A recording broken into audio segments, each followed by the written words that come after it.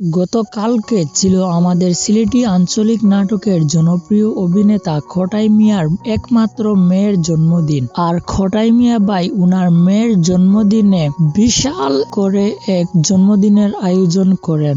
এই জন্মদিন পালন করার সময় খোটাই মিয়ার সাথে উপস্থিত ছিলেন ঈশা মিডিয়ার সকল সদস্যগণ। আর এখানে একটা ফ্যাক্ট হলো, আপনারা হয়তো অনেকেই জানেন না, খোটাই মিয়ার একমাত্র মেয়ে ফাতেমা মোশাররফ ঈশা, যা বর্তমানে খোটাই মিয়ার ইউটিউব চ্যানেল আছে ঈশা মিডিয়া। আর আমি জানি আপনারা এই বিষয়টা শুনে অবাক হবেন।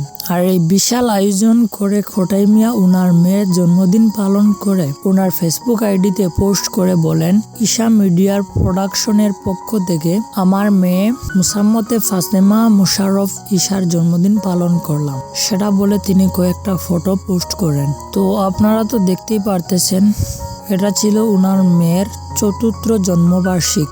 আর খোটাই মিয়া উনার মেয়ের জন্য সবার কাছে দোয়া চেয়েছেন। সবাই উনার জন্য দোয়া করবেন।